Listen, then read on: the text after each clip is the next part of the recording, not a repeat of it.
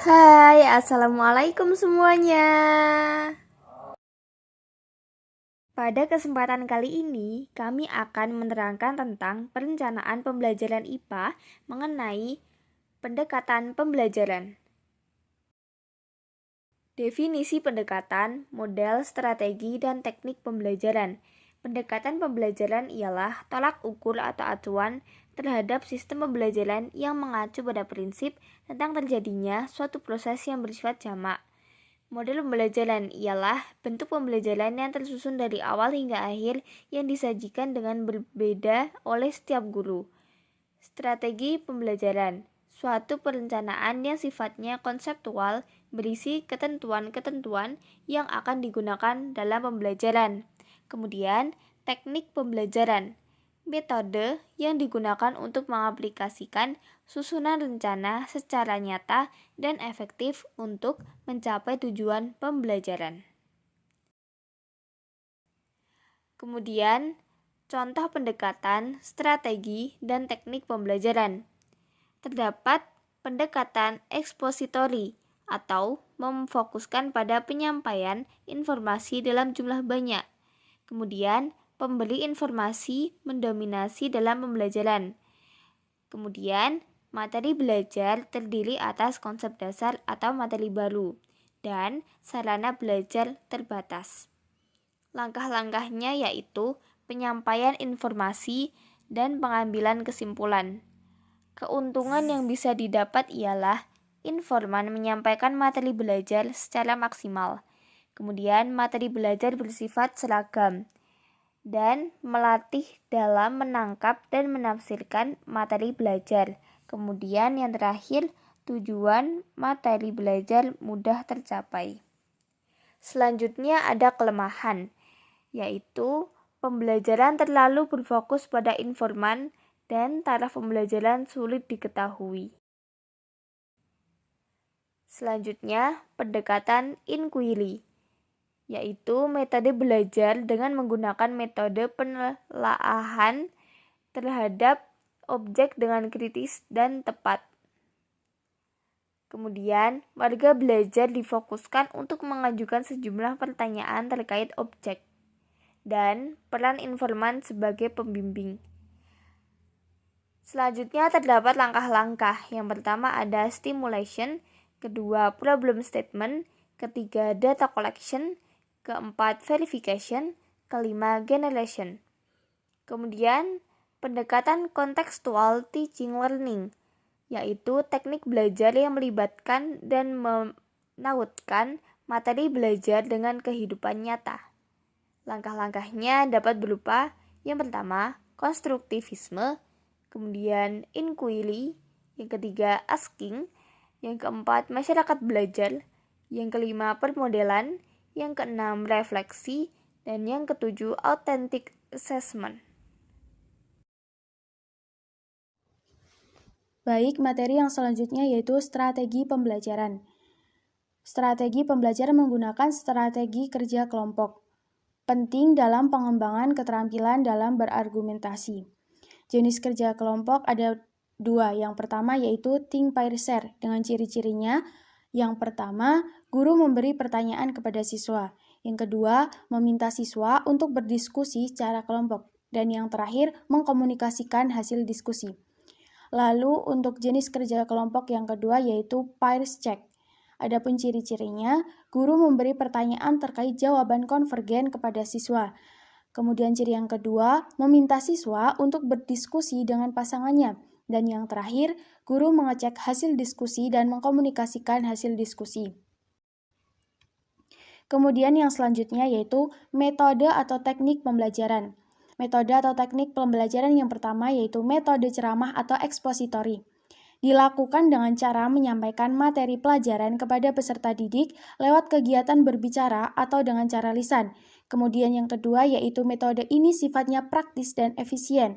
Metode ceramah merupakan metode yang tepat untuk memberikan materi berupa fakta dan gagasan tanpa bahan bacaan.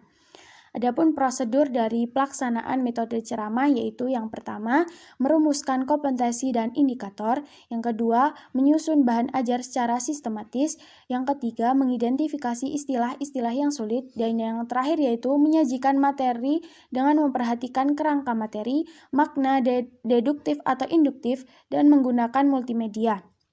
Kemudian metode atau teknik pembelajaran yang kedua yaitu metode tanya-jawab. Metode tanya-jawab merupakan cara menyajikan bahan ajar dalam bentuk pertanyaan-pertanyaan yang memerlukan jawaban untuk mencapai tujuan.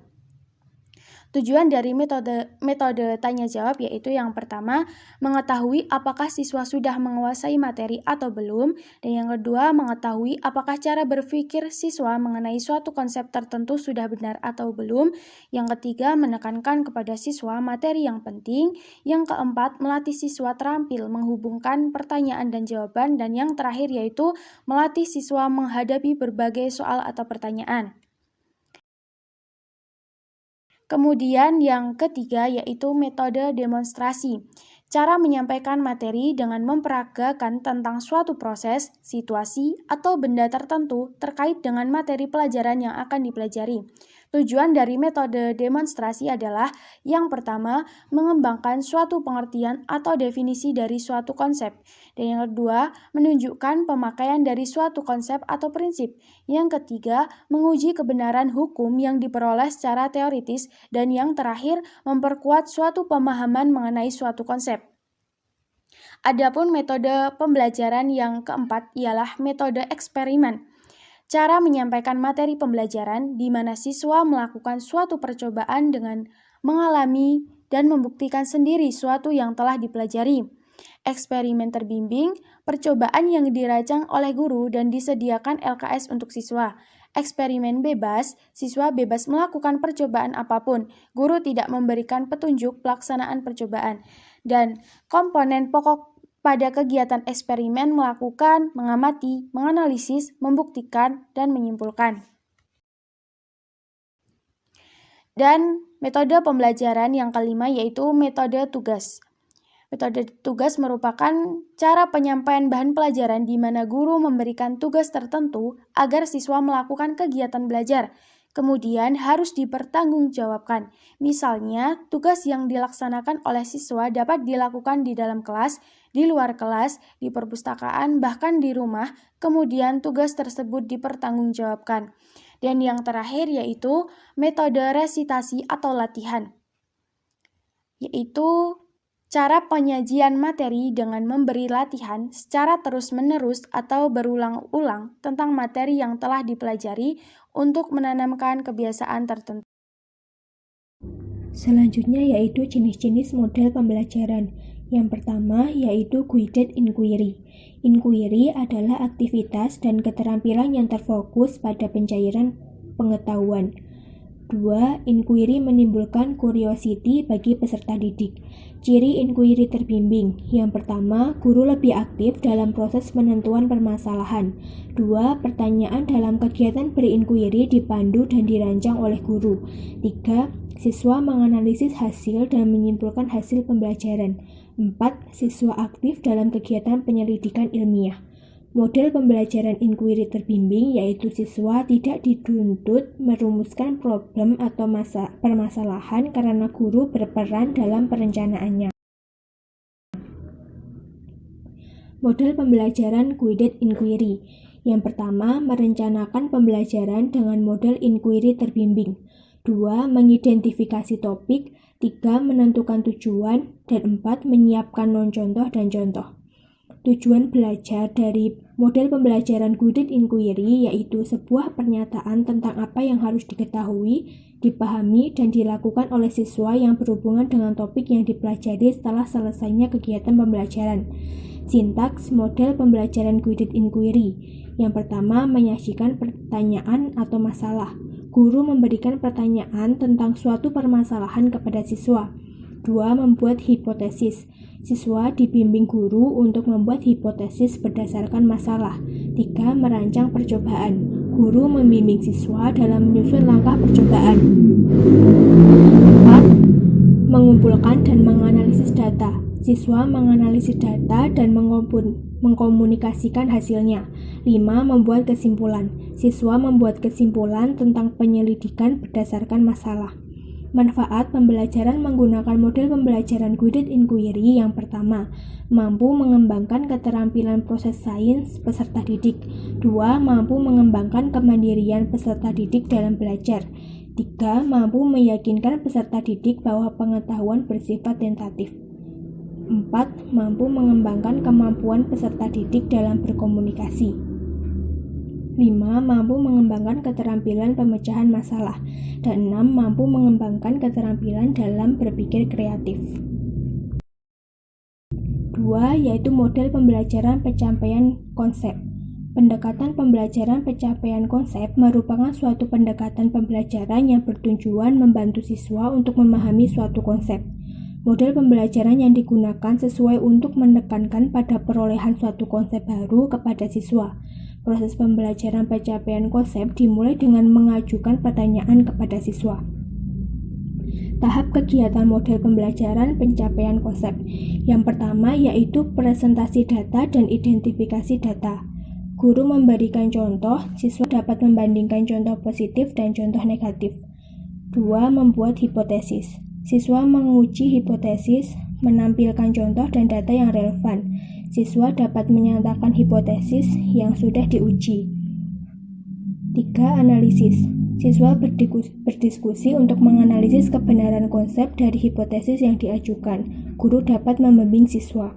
4. Mengidentifikasi masalah. Dibentuk beberapa kelompok dan guru memberikan lembar kerja berisi pertanyaan permasalahan. 5. Membuat argumen tentatif. Siswa mengembangkan argumen yang bersifat tentatif atau sementara. 6. Mempresentasikan argumen. Siswa membagikan argumen melalui presentasi. 7. Memperbaiki argumen. Siswa mengevaluasi kembali argumen yang telah dibuat. 3. Model pembelajaran pembangkit argumen. Model pembelajaran pembangkit argumen yang disusun untuk mengembangkan siswa dalam menjawab pertanyaan permasalahan. Kelebihan dari model pembelajaran pembangkit argumen yaitu 1. Proses pembelajaran berubah dari teacher center menjadi student center. Siswa didorong untuk memiliki kemampuan bernalar dan berargumentasi. 3. Meningkatkan ide siswa tentang bagaimana menyelesaikan tugas dengan mandiri. 4. Menghindari pengajaran yang bersifat verbal dan bersifat menghafal. 5. Melatih siswa dalam menyelesaikan masalah. 6. Dapat meningkatkan intelektual siswa. 7. Memberikan kesempatan kepada siswa untuk mencari dan menemukan jawaban dari permasalahan sehingga intelektual siswa meningkat. Sekian presentasi dari kelompok kami. Apabila terdapat kesalahan kata yang disengaja maupun tidak disengaja, kami mohon maaf. Terima kasih. Wassalamualaikum warahmatullahi wabarakatuh.